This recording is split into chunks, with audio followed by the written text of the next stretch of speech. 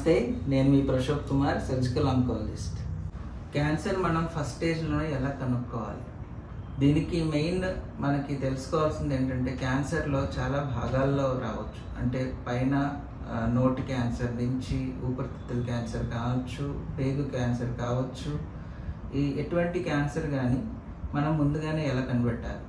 దానికి మేము ఏం చెప్తామంటే, ముందు స్క్రీనింగ్ అని చెప్తాం. అంటే ప్రతి క్యాన్సర్కి ఒక స్క్రీనింగ్ మెథడాలజీ ఉంటుంది. స్క్రీనింగ్ అంటే ఏంటి? సపోజ్ ఇప్పుడు ఎవరికైనా చెడు అలవాట్లు ఉన్నాయి, అంటే టొబాకో స్మోకింగ్ చేసేవాళ్ళు, లేకపోతే గుట్కా పాన్ తినేవాళ్ళు, ఇలా వీళ్ళని మనం హై రిస్క్ కేటగిరీ అంటాం. వీళ్ళల్లో ముందుగానే మనం ఎలా కనిపెట్టవచ్చు? ఇలాంటి హ్యాబిట్స్ ఉన్న వాళ్ళు ముందైతే మనం దాన్ని వెంటనే ఆపేయాలన్న అవేర్నెస్ ఉండాలి. అంటే ఇవి ఖచ్చితంగా 100% క్యాన్సర్కి దారి తీస్తాయి కాబట్టి దాన్ని ముందు ఆపగలిగే ప్రయత్నం చేయాలి.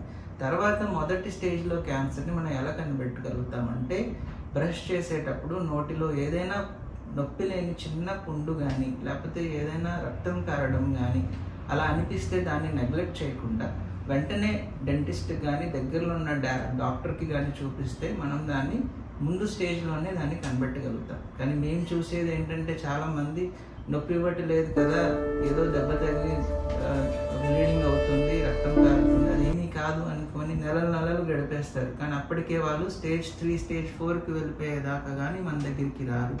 సో స్క్రీనింగ్ అన్నది చాలా ఇంపార్టెంట్.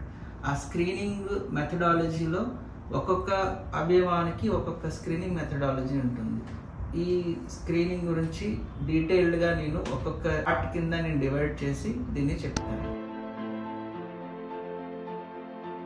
క్యాన్సర్ అవేర్నెస్ని స్ప్రెడ్ చేయడానికి ఈ యూట్యూబ్ ఛానల్ని మీరు సబ్స్క్రైబ్ చేయండి. అలాగే మీ ఫ్యామిలీ ఫ్రెండ్స్తో షేర్ చేయండి. క్యాన్సర్ గురించి అవేర్నెస్ పెరిగితే దాని గురించి భయం పోతుంది.